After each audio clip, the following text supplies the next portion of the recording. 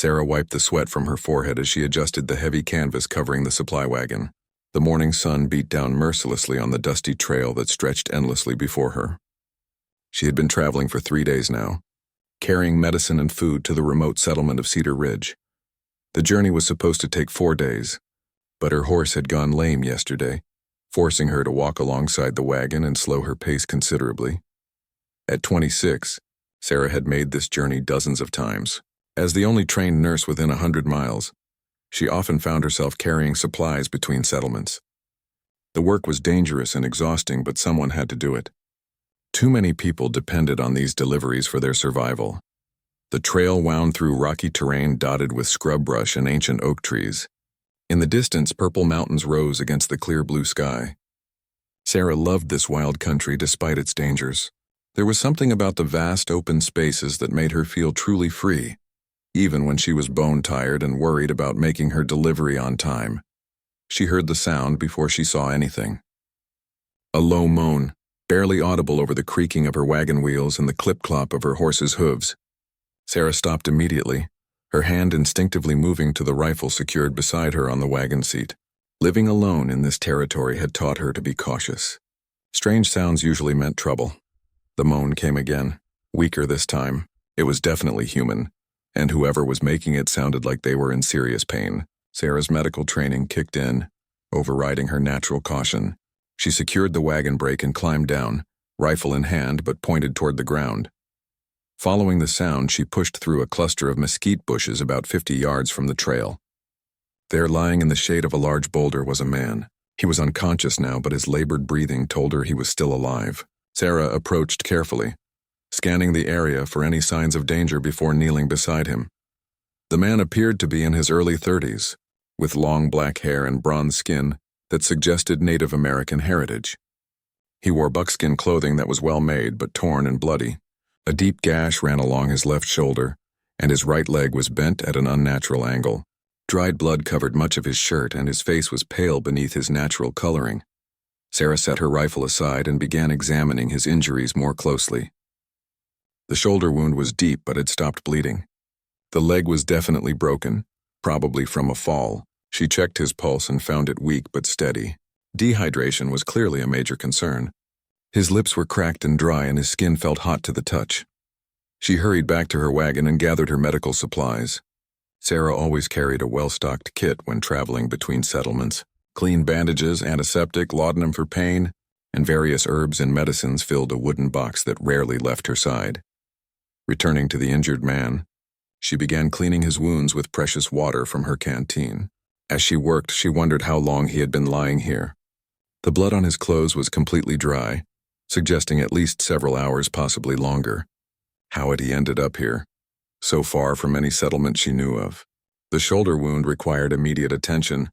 Sarah cleaned it thoroughly, applied antiseptic that made the unconscious man groan and stir slightly, then bandaged it tightly to prevent further bleeding. The broken leg would be more complicated. She would need to set it properly and create a splint. But first she had to get some water into him. Sarah lifted his head gently and trickled small amounts of water between his lips. Most of it ran down his chin, but some went down his throat, and she saw him swallow reflexively. Encouraged, she continued this process for several minutes until she was satisfied he had gotten some fluid into his system. Setting the broken leg was going to be painful, even for an unconscious person. Sarah gathered sturdy branches from nearby bushes and tore strips from her own petticoat to use as binding material. She had set broken bones before, but never under these primitive conditions. Working as quickly and efficiently as possible, she aligned the broken leg and secured it between 2 straight branches. The man groaned loudly during this process and his eyelids fluttered, but he didn't regain consciousness. Sarah knew this was probably for the best. What she was doing would be agony for someone who was awake. Once the leg was properly splinted, she sat back on her heels and considered her options. She couldn't leave him here to die, but getting him to Cedar Ridge would delay her journey by at least 2 days. The people there were counting on the medical supplies she carried. Several children were sick with fever, and she had promised to return with medicine as quickly as possible. On the other hand, this man would certainly die if she left him here.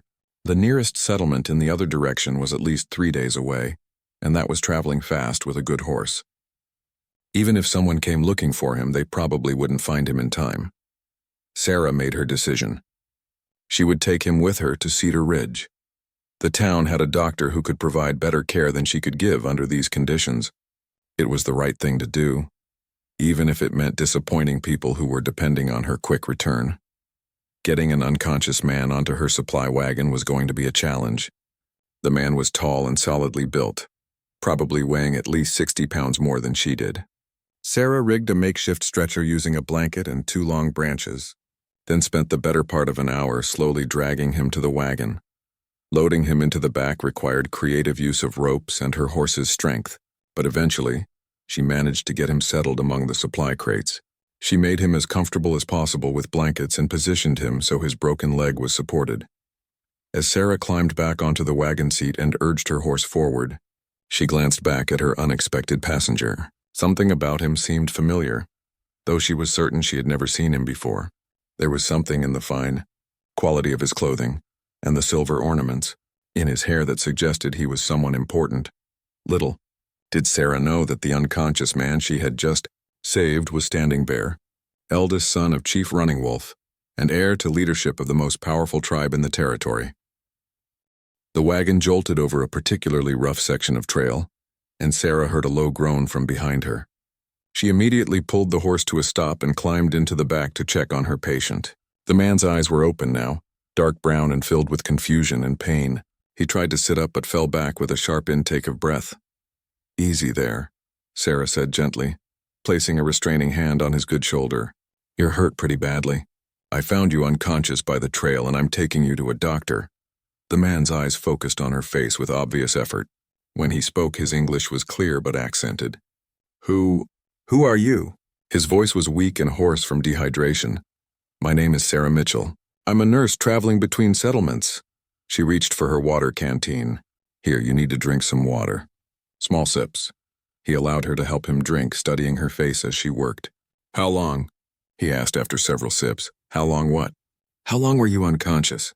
"I'm not sure. When I found you, the blood on your clothes was completely dry. Could have been hours, maybe longer." Sarah adjusted the blanket around him. "Do you remember what happened? How you got hurt?" The man closed his eyes for a moment, clearly trying to piece together his memories. "Horse spooked. Cliff edge." He opened his eyes again and looked directly at her. "Mountain lion," Sarah nodded. That would explain the injuries. A spooked horse near a cliff could easily result in a fall that would break bones and cause the kind of gash she had treated on his shoulder. "Where were you heading? Is there somewhere I should take you instead of Cedar Ridge?" Something flickered in his eyes, a hesitation that Sarah noticed but didn't understand. "Cedar Ridge is good," he said finally. "My people, they will find me." His people. Sarah wondered if he meant his family or his tribe. The clothing and his features definitely suggested he was from one of the local tribes, but she couldn't tell which one. There were several in the area, and while some were friendly to white settlers, others were distinctly hostile. "What's your name?" she asked as she prepared to climb back onto the wagon seat. Again, that slight hesitation. "Joseph," he said. "Joseph Bear." Sarah accepted the name at face value, though something in his manner suggested it might not be the whole truth. Many Native Americans adopted English names when dealing with white settlers, so this wasn't unusual. "Well, Joseph, we should reach Cedar Ridge by tomorrow afternoon if we keep moving. Try to rest." As they continued down the trail, Sarah found herself thinking about her unexpected passenger. There was something about him that didn't quite add up. His clothing, while torn and bloody, was of exceptional quality. The beadwork was intricate and beautiful, the kind that took months to complete. The silver ornaments in his hair were clearly valuable. This wasn't the clothing of an ordinary tribal member. More puzzling was his manner of speaking. While his English had an accent, it was fluent and educated. Many of the Native Americans she had met spoke broken English at best. This man was clearly well educated, which was unusual but not unheard of. Some tribal leaders sent their children to white schools or hired tutors. The afternoon wore on, and the sun began its descent toward the western mountains. Sarah was making good time despite the extra weight in her wagon. Her horse, a sturdy mare named Daisy, seemed to sense the urgency and maintained a steady pace without complaint. Behind her, Joseph drifted in and out of consciousness. Each time he woke, Sarah checked on him, giving him water and adjusting his position to keep him as comfortable as possible. During one of these stops, she noticed he was studying her with curious intensity. "You are not afraid," he observed, his voice stronger than it had been earlier. "Afraid of what?" Sarah asked, though she suspected she knew what he meant. "Of me, of helping someone like me." Sarah met his gaze steadily. "You're hurt and you needed help. That's all that matters to me." Something in his expression changed, a kind of surprised respect. Many of your people would not feel this way. It was true, and Sarah knew it. Tensions between white settlers and the local tribes ran high. Many people would have left an injured Native American by the roadside, either out of fear or prejudice. Some might have helped, but reluctantly and with constant worry about being attacked by other tribal members. "I judge people by their actions, not their appearance," Sarah said simply. "You haven't given me any reason to fear you. And if I had given you reason to fear?" Sarah considered the question seriously. "Then I suppose I would have had to make a different choice. But you didn't, so I didn't have to." Joseph was quiet for a long moment. "You are unusual," he said finally. "So I've been told." As evening approached, Sarah began looking for a suitable place to make camp. Traveling at night with an injured man would be dangerous, and both she and Daisy needed rest. She found a small clearing near a stream, protected by large rocks on 3 sides. Setting up camp with a patient to care for was more complicated than Sarah's usual routine. First, she had to help Joseph out of the wagon and make him comfortable on the ground. His broken leg made movement extremely painful, and she could see the effort it took for him to avoid crying out. "I have laudanum for the pain," she offered, but he shook his head. "Need to stay alert," he said through gritted teeth. Sarah understood. In this wilderness, being unconscious from pain medication could be a death sentence if danger appeared. Still, she wished she could do something to ease his suffering. She built a small fire and prepared a simple meal of beans and hardtack. Joseph ate little, but he accepted water gratefully. As darkness fell, Sarah spread her bedroll near him so she could monitor his condition through the night. "Why do you do this?" Joseph asked suddenly. "Travel alone between settlements. It is dangerous." "Someone has to," Sarah replied. "I'm the only trained nurse for 100 miles. People need medical care and they need supplies. If I don't bring them, who will?" "Your family allows this?" Sarah stirred the fire with a stick, sending sparks up into the dark sky. "I don't have any family left. My parents died of fever when I was 16. I've been on my own since then." "No husband? Children?" "No." Sarah's voice was matter-of-fact, but Joseph heard something underneath it that made him study her face in the firelight. "By choice?" Sarah was quiet for so long that Joseph thought she wasn't going to answer. Finally, she spoke. "I've never met a man who could accept what I do. Most men want wives who stay home and keep house. They don't want a woman who travels alone through dangerous country carrying medical supplies to sick people." "Their loss," Joseph said quietly. Something in his tone made Sarah look at him more closely. In the firelight, his face was serious and thoughtful. "What about you? Do you have a family?" Now it was Joseph's turn to hesitate. "It is complicated." Before Sarah could ask what he meant, they heard the distant sound of horses approaching. Multiple horses moving fast. Sarah reached for her rifle while Joseph struggled to sit up despite his injuries. "How many?" he asked, his voice tense. Sarah listened carefully. "At least 6, maybe more." "They're coming this way." In the darkness beyond their small fire, the sound of horses grew louder. Sarah and Joseph waited, hardly breathing, as the riders drew closer to their camp. The riders emerged from the darkness like shadows come to life. 8 mounted warriors on painted horses, their faces streaked with war paint, weapons gleaming in the firelight. Sarah's heart hammered against her ribs as she raised her rifle, though she knew it would be useless against so many. To her surprise, Joseph spoke sharply in a language she didn't understand. The lead warrior, a man with gray streaking his long black hair, answered in the same tongue. The conversation was rapid and intense, and Sarah noticed the warrior's posture change from threatening to respectful as Joseph continued speaking. Finally, the lead warrior dismounted and approached the fire. His eyes found Sarah, studying her with obvious curiosity, and something that might have been approval. When he spoke, his English was heavily accented but clear. "You are the one who helped him?" Sarah glanced at Joseph, who nodded slightly. "Yes, I found him injured by the trail. I'm taking him to Cedar Ridge for medical care." The warrior was quiet for a long moment. his weathered face thoughtful. "I am Hawkwing, war chief of the Northern Crow. This man you help, he is important to our people." "I gathered that from his clothing and bearing," Sarah said carefully. "But I would have helped anyone I found injured like that." Hawkwing's eyebrows rose slightly. "You know he is Crow, yet you help?" "I help anyone who needs it, regardless of their tribe or color." The war chief studied her for another long moment, then spoke again to Joseph in their own language.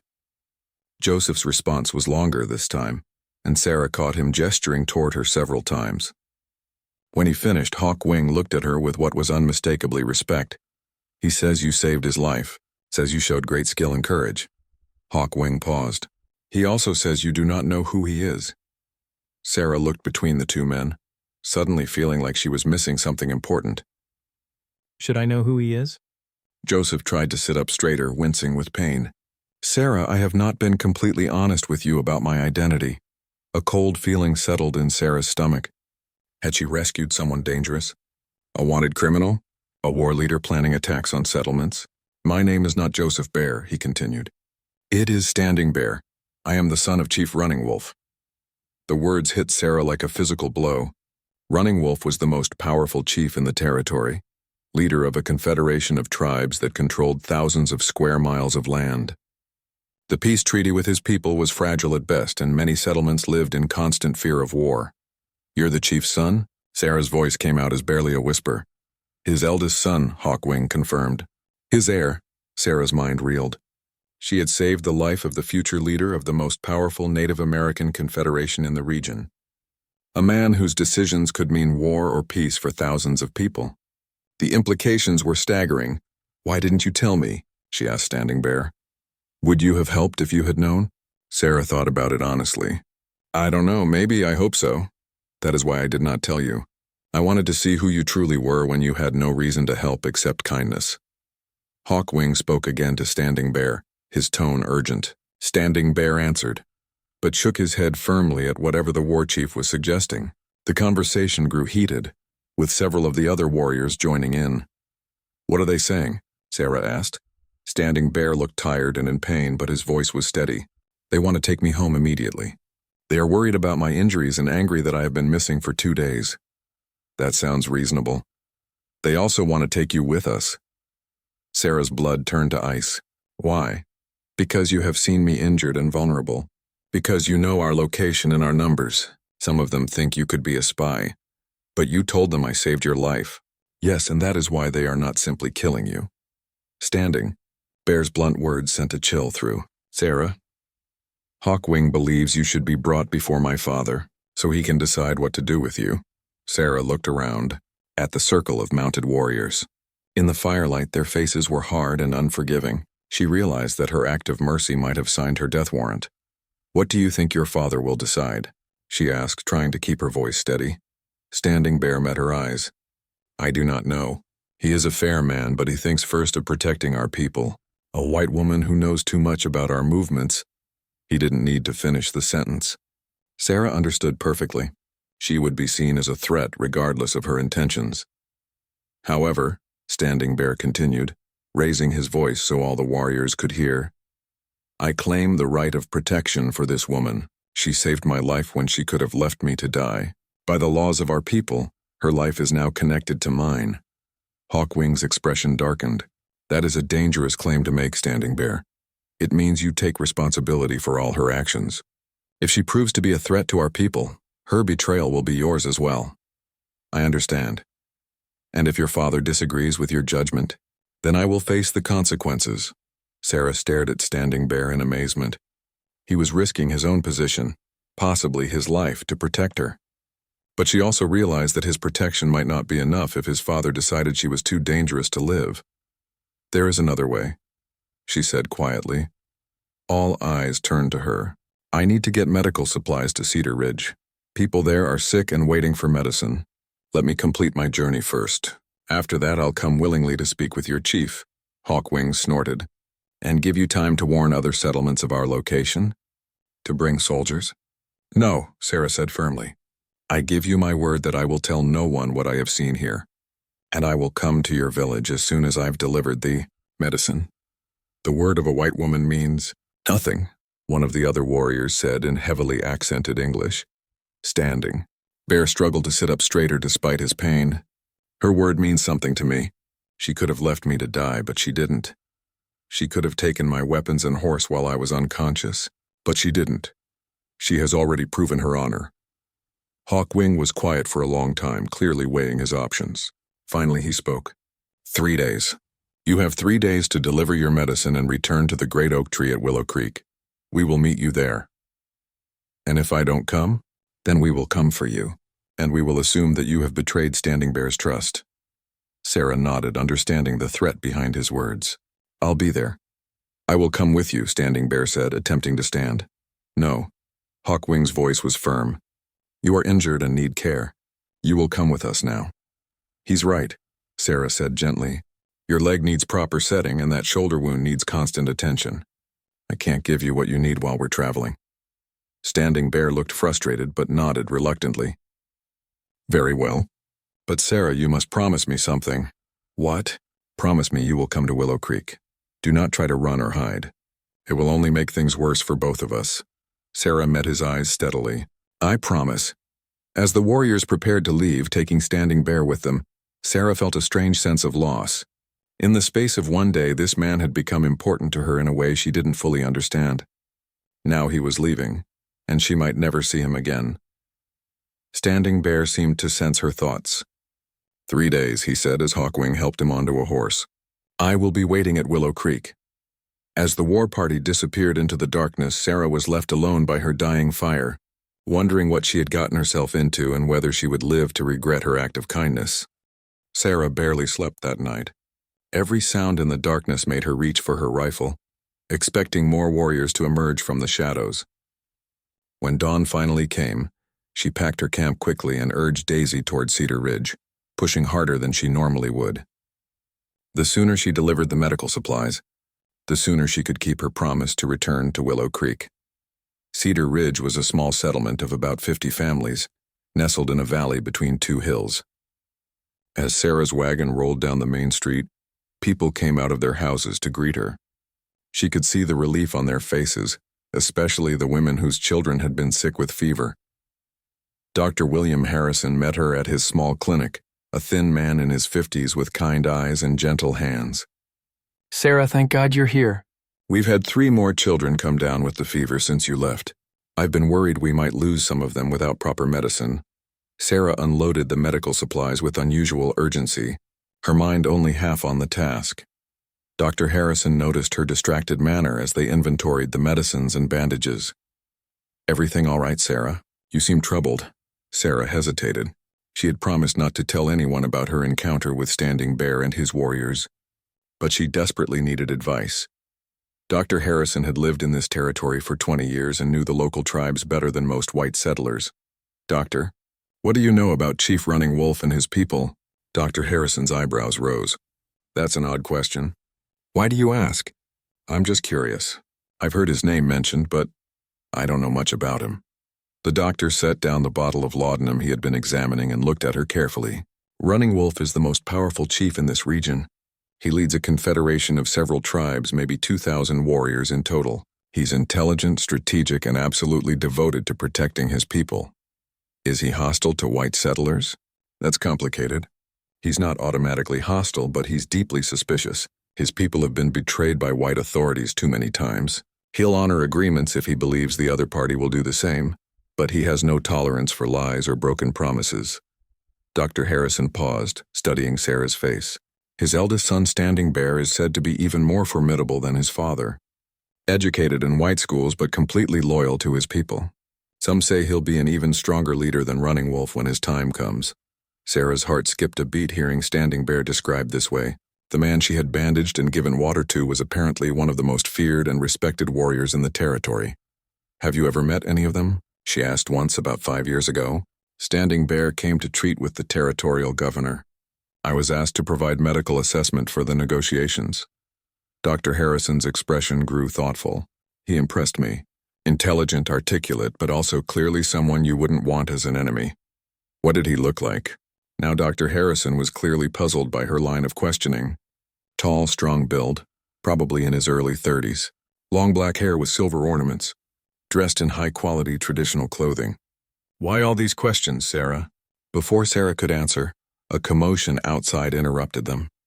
Through the window, they could see people gathering in the street, pointing and talking excitedly.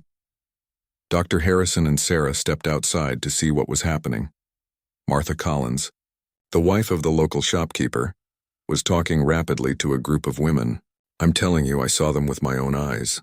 At least 20 warriors, maybe more, camped by Devil's Rock not 5 miles from here." Sarah's blood ran cold.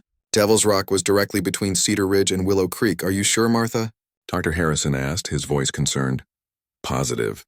My husband and I were coming back from visiting my sister when we saw the smoke from their fires. We hid behind some rocks and watched them for a while. They had horses and weapons, and they looked like they were preparing for something." The crowd grew agitated. Several men began talking about organizing patrols and sending riders to Fort Coleman for military assistance. Sarah realized that if soldiers got involved, her promise to meet Standing Bear at Willow Creek would become impossible to keep. Worse, it could trigger the very conflict that Standing Bear's protection was meant to prevent. "Now hold on," Dr. Harrison said, raising his hands for calm. "Let's not jump to conclusions. There could be many reasons for a native camp in that area. They might just be passing through, or they might be planning to attack the settlement," said Tom Bradley, the blacksmith. "We should send for the cavalry right now." Sarah knew she had to do something. If these people sent for soldiers, the delicate situation with Standing Bear's tribe could explode into violence. But she couldn't explain why without breaking her promise of silence. "Dr. Harrison is right," she said loudly, stepping forward. "We don't know why they're there. Sending for soldiers could make things worse if they're actually peaceful." "Easy for you to say," Martha Collins snapped. "You don't have children to protect." "Actually, I do have people to protect," Sarah replied firmly. "All of you. And I think the best protection is not to do anything that might provoke a conflict unnecessarily." Tom Bradley frowned at her. "What do you suggest we do? Just ignore armed warriors camping practically on our doorstep?" Sarah took a deep breath. "Give me 1 day. Let me ride out and assess the situation myself. If there's real danger, I'll come back and we can decide what to do then." "Absolutely not," Dr. Harrison said immediately. "Sarah, that's far too dangerous. If there are hostile warriors out there, sending a lone woman to investigate is suicide." "I have experience dealing with different tribes," Sarah said, which was sort of true. "I travel between settlements regularly. I know how to approach them safely." This sparked another heated discussion among the townspeople. Some agreed with Dr. Harrison that it was too dangerous. Others thought any reconnaissance was better than sitting and waiting. A few still insisted they should send for the cavalry immediately. Finally, Sarah held up her hands for silence. "Look, you all know me. You know I'm not reckless. But I also know this territory better than most of you. Give me until tomorrow evening. If I'm not back by then, or if I come back with bad news, then send for military help." Dr. Harrison pulled her aside. "Sarah, what aren't you telling me? This isn't like you to volunteer for something this dangerous without a very good reason." Sarah met his eyes, wishing she could tell him everything. "Doctor, sometimes the best way to prevent trouble is to face it directly instead of assuming the worst. These people are talking about actions that could start a war. I'd rather take a personal risk than see that happen." After more discussion and debate, the townspeople reluctantly agreed to Sarah's plan. She would leave at first light and ride toward the reported native camp. If she wasn't back by sunset the following day, they would assume the worst and send for help. That night, Sarah lay awake in the small room Dr. Harrison had given her, staring at the ceiling and wondering if she was making a terrible mistake. Tomorrow she would ride to Willow Creek as promised. But now she would be doing it under the eyes of Standing Bear's warriors, and with the knowledge that Cedar Ridge was preparing for potential conflict, she thought about Standing Bear's words about honor and trust. By tomorrow evening, she would know whether her decision to help an injured stranger would lead to peace or war. The weight of that responsibility felt heavier than all the medical supplies she had ever carried. As dawn approached, Sarah prepared for what might be the most important journey of her life. She packed light, taking only water, a little food, and her medical kit. Her rifle stayed with her, though she hoped desperately she wouldn't need to use it. The ride to Willow Creek would take most of the day. By evening, she would be face to face with Chief Running Wolf, and her fate would be decided. Sarah only hoped that her act of kindness toward his son would be enough to save not just her own life, but the peace that hung by such a fragile thread. Sarah rode out of Cedar Ridge just as the sun painted the eastern mountains pink and gold. Daisy seemed to sense the importance of this journey, maintaining a steady pace without needing encouragement. The trail to Willow Creek wound through some of the most beautiful country Sarah had ever seen. But today she barely noticed the scenery. About 2 hours into her ride, she began to see signs that she was being watched. A flash of movement on a distant ridge, horses' tracks that seemed too fresh to be coincidental, the feeling of eyes following her progress. Standing Bear's people were keeping track of her journey, making sure she kept her promise. The knowledge should have been frightening, but instead Sarah found it oddly comforting. If they were watching her so carefully, it meant they took her promise seriously. It also meant Standing Bear had convinced them she was worth protecting, at least until she reached Willow Creek. By midday, Sarah reached the area where Martha Collins had reported seeing the native camp. She could see smoke rising from a valley below the trail, confirming that there were indeed warriors nearby. But rather than the 20 Martha had claimed to see, Sarah counted signs of maybe 8 or 10 horses. Still a formidable force, but not an army preparing for war. As she continued toward Willow Creek, Sarah found herself thinking about Standing Bear. In the short time they had spent together, he had impressed her not just with his courage and dignity, but with his intelligence and unexpected gentleness. When she had been treating his wounds, he could have easily overpowered her despite his injuries. Instead, he had trusted her completely. Now she was riding toward an uncertain fate because of that trust. Part of her wondered if she was being foolish, risking her life for a man she barely knew. But another part of her knew she had made the only choice she could live with. Standing Bear had risked his own position to protect her. The least she could do was honor her promise to meet his father. The great oak tree at Willow Creek was visible from miles away, a massive ancient tree that stood alone in a meadow beside the creek. As Sarah approached, she could see horses tied in the shade and several figures moving around a small camp. Her heart began to beat faster as she realized the moment of truth had arrived. She rode slowly into the meadow, her hands visible and away from her rifle. 5 warriors emerged from the shade of the oak tree, but Sarah's eyes went immediately to Standing Bear. He was sitting propped against the trunk of the tree, his leg splinted and his arm in a sling, but alert and watching her approach. Beside him stood an older man who could only be Chief Running Wolf. The resemblance between father and son was unmistakable, though the chief's hair was streaked with gray and his face bore the lines of years of leadership and difficult decisions. His presence was commanding, the kind of natural authority that made men follow him into battle. Sarah dismounted about 20 feet from the group and walked forward slowly. When she was close enough to speak without shouting, she stopped and waited. She had learned long ago that approaching Native Americans required patience and respect for their customs. Chief Running Wolf studied her for a long moment before speaking. His English was precise and unaccented, suggesting education in white schools. "You are the woman who helped my son." "Yes, sir. I'm Sarah Mitchell. I am Running Wolf. My son tells me you saved his life when you could have left him to die." Sarah glanced at Standing Bear, who nodded encouragingly. "Anyone would have done the same thing." "No," the chief said firmly. "Not anyone. Many of your people would have seen my son as an enemy to be left for dead or worse, as a prize to be captured and traded for reward." Sarah realized he was right. The bounties offered for capturing important Native Americans were well known, and many white settlers would have seen Standing Bear as a valuable prize rather than a person in need of help. "I don't see people that way," Sarah said simply. Running Wolf walked closer, studying her face intently. "My son also tells me that you promised to come here despite knowing the danger, that you gave your word and kept it even though you could have run to safety." "I said I would come, so I came." "And the people of Cedar Ridge? What did you tell them?" This was the test, Sarah realized. The chief wanted to know if she had betrayed their location and numbers. "I told them nothing about meeting your son or about this location. I did have to convince them not to send for soldiers when they spotted some of your warriors near Devil's Rock." Running Wolf's eyebrows rose. "How did you convince them?" "I told them I would scout the situation myself and report back. They're expecting me to return by sunset."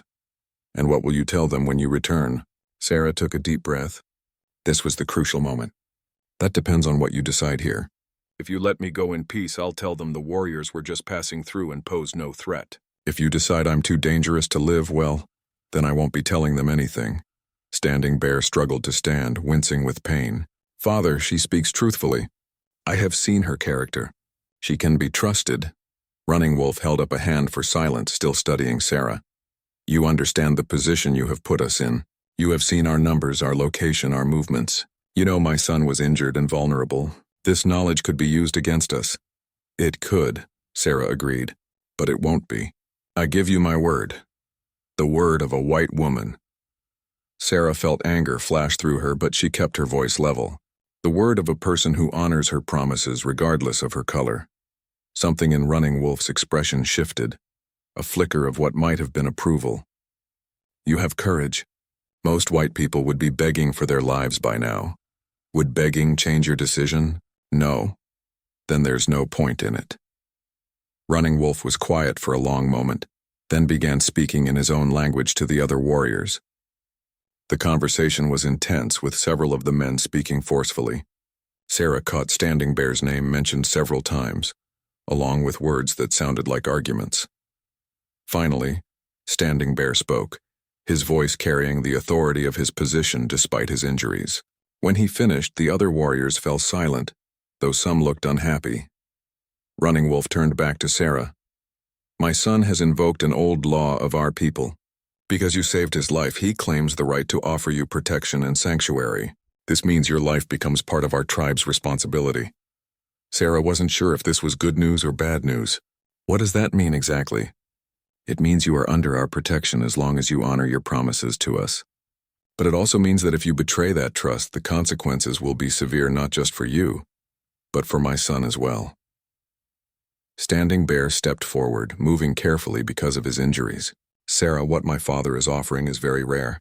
It means you would be considered a friend to our people, free to travel through our territory without fear. But it also means your actions reflect on our honor. Sarah looked between father and son, understanding the magnitude of what was being offered. This wasn't just her life being spared. It was a formal relationship that could benefit both sides if handled correctly. What would you expect from me in return? She asked. Continue to do what you have always done, Running Wolf said. Travel between settlements helping people. But if our people are ever in need of medical care, you would help them as well. And if there are conflicts between your people and white settlers, you would remain neutral and help the injured on both sides. Sarah thought about it. The arrangement would make her valuable to both communities, but it would also put her in an incredibly difficult position if war actually broke out. Still, it was better than the alternatives. I accept, she said. Running Wolf nodded solemnly. Then it is decided. You are now under the protection of the Crow Confederation. Hawkwing will give you a token that will identify you to our warriors. Hawkwing, who had been silent during the entire exchange, stepped forward and handed Sarah a small leather pouch containing what appeared to be a carved piece of turquoise on a leather cord. Wear this where it can be seen when you travel, he said gruffly. Our people will know you are protected. As Sarah put the cord around her neck, she realized her life had just changed in ways she couldn't yet fully understand. She was no longer just a lone nurse traveling between settlements. She was now a bridge between two worlds with responsibilities to both. As Sarah prepared to leave Willow Creek, Standing Bear approached her slowly, favoring his injured leg. The formal ceremony was over, but there was clearly something more he wanted to say privately. Sarah, I need you to understand what just happened here, he said quietly, glancing toward his father, who was speaking with the other warriors. What my father offered you is unprecedented. No white person has ever been given formal protection by our confederation. Sarah adjusted Daisy's reins, feeling the weight of the turquoise pendant against her chest. Why did he do it, really? Because of how you treated me when you had no reason to expect any reward. You saw a person in need, not an enemy or a prize. Standing Bear paused, his dark eyes serious, but also because he believes you could be valuable to our people in the difficult times ahead. What difficult times? Standing Bear looked toward the mountains, his expression troubled. The government is putting pressure on all the tribes to move to reservations. My father has been able to resist so far because our confederation is strong and united, but that may not always be enough. Sarah felt a chill that had nothing to do with the evening air. You think there's going to be war? I think there are going to be situations where having someone trusted by both sides could prevent unnecessary bloodshed. Standing Bear met her eyes again. That's a heavy responsibility, Sarah. Are you prepared for it? Before Sarah could answer, one of the warriors called out in their language.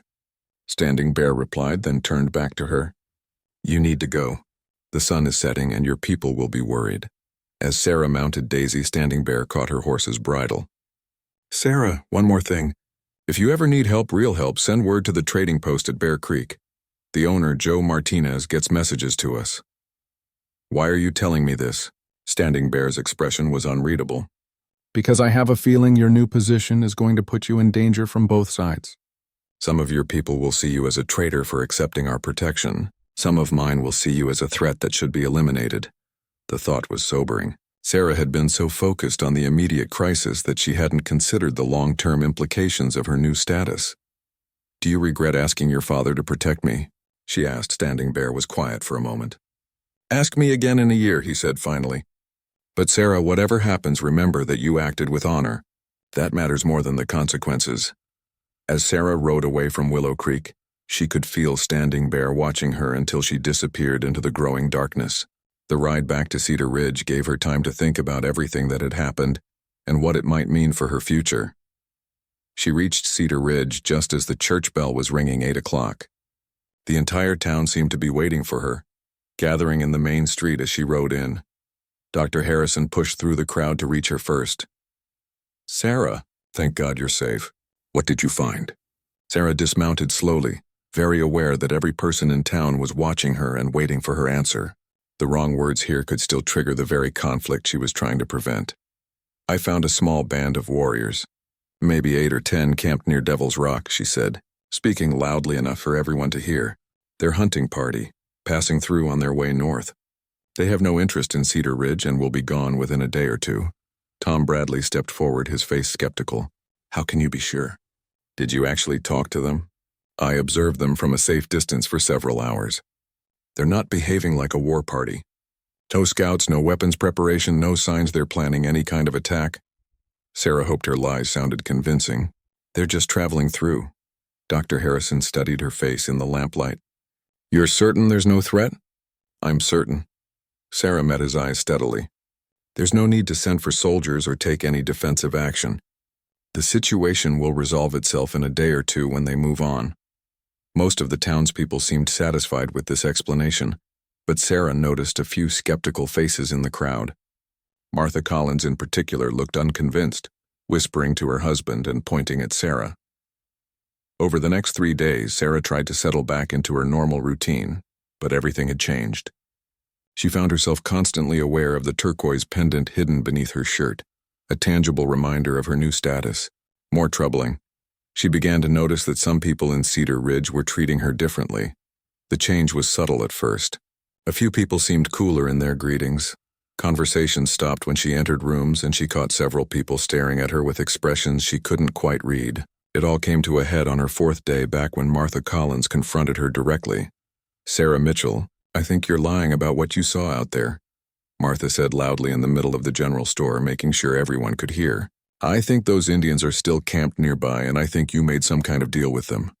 Sarah felt every eye in the store turn to her. What kind of deal would I make, Martha? Maybe they threatened you. Maybe they told you to lie to us or they'd come after the town. Martha's voice was rising. Or maybe you promised them something in exchange for your life. Dr. Harrison, who had been selecting medical supplies, stepped forward. Martha, that's quite an accusation to make without proof. The proof is that she's acting strange ever since she came back. And look at this. Martha reached out and yanked at Sarah's shirt collar, exposing the leather cord of the turquoise pendant.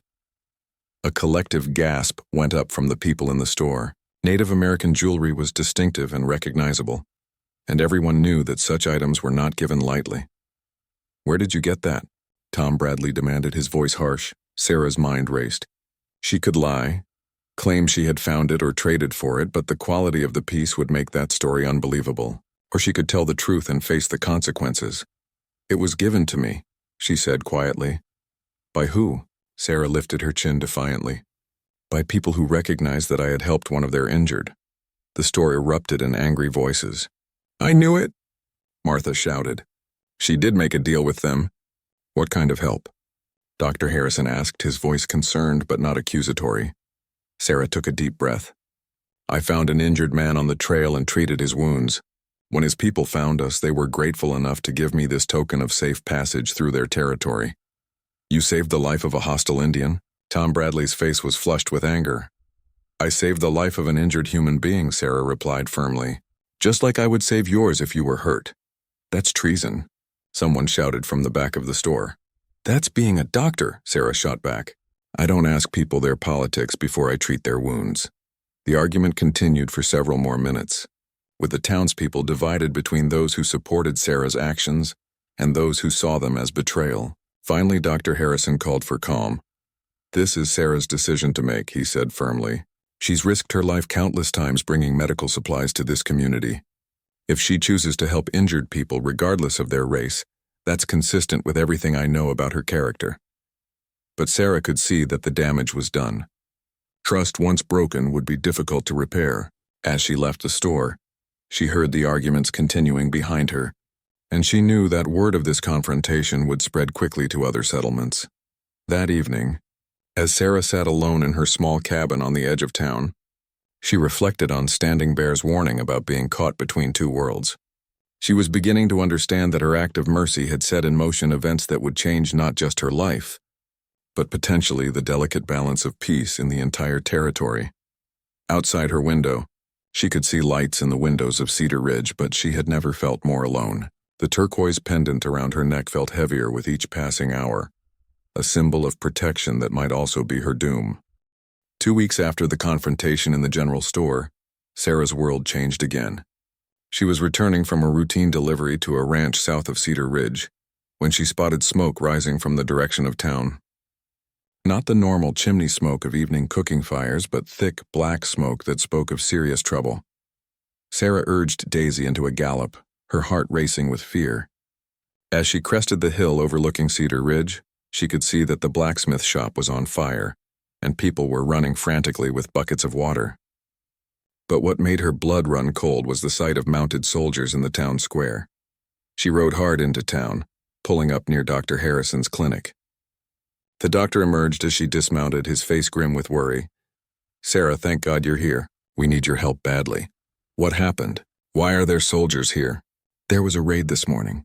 About 20 warriors attacked the Morrison Ranch 10 miles east of here. They killed John Morrison and his oldest son, burned the barn, and drove off the cattle.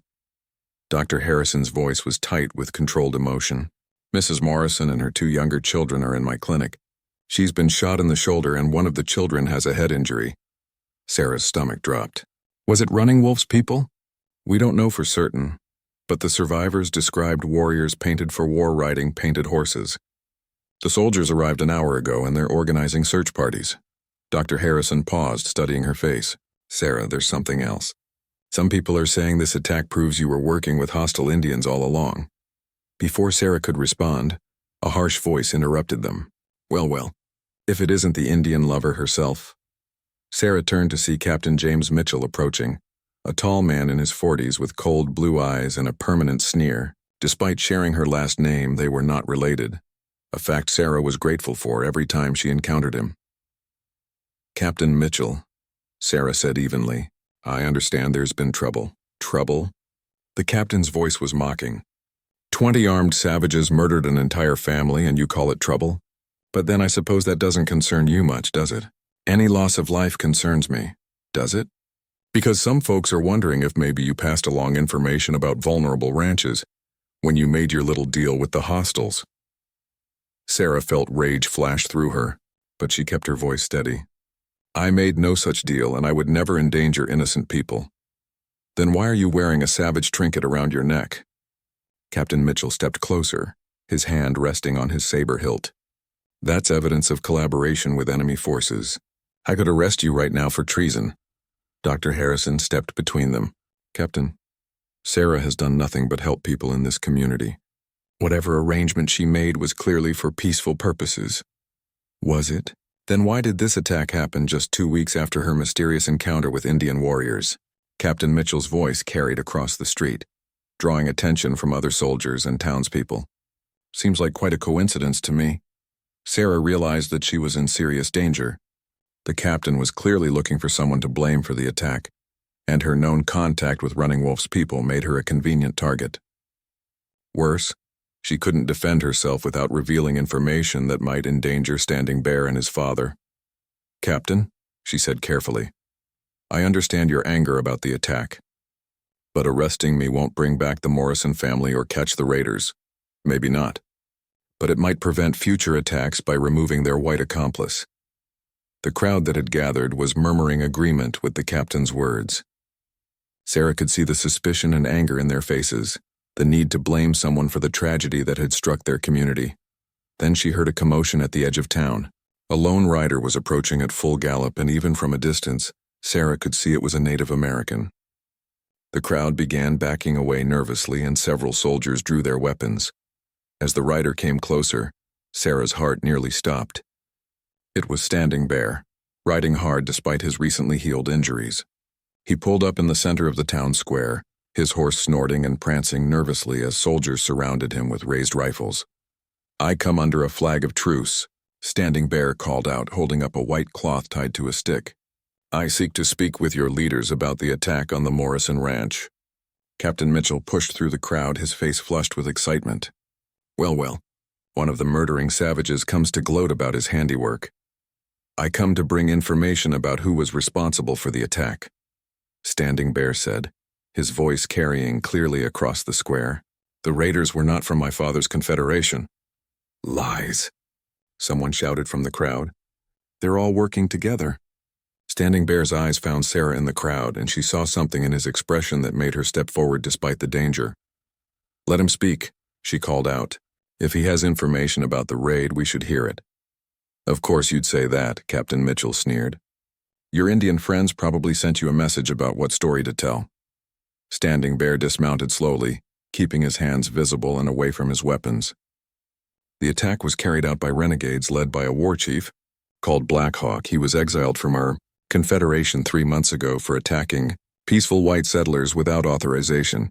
"How convenient," the captain said. "Blame it on someone who's not here to defend himself."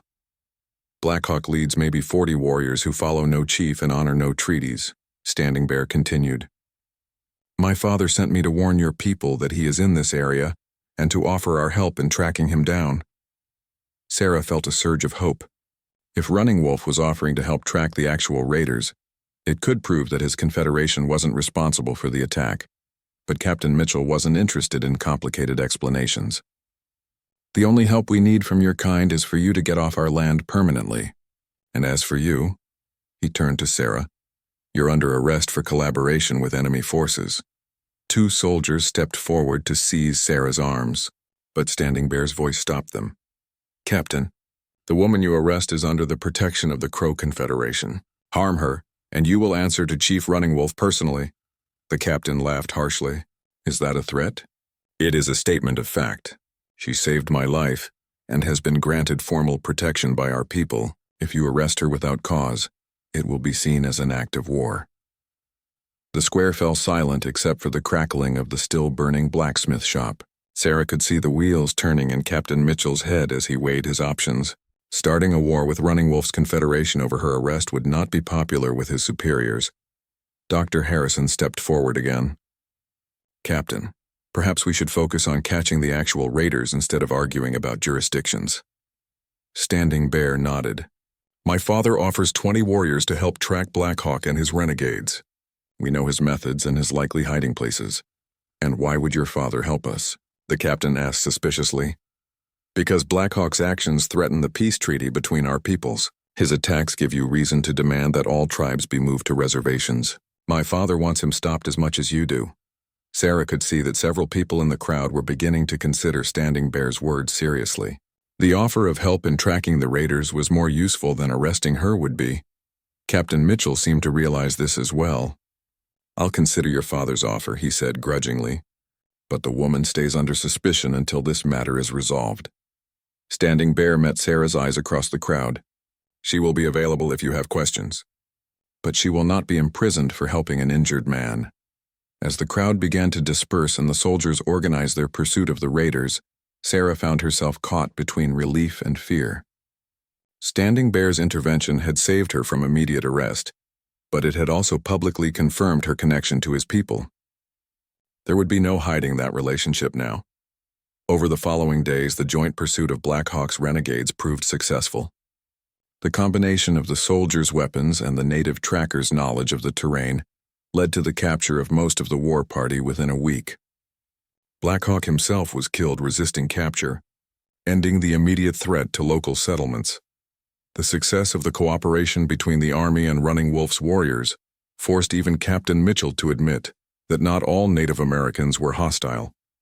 More importantly for Sarah, it proved that her connection to Standing Bear and his father was not treasonous but potentially valuable for maintaining peace.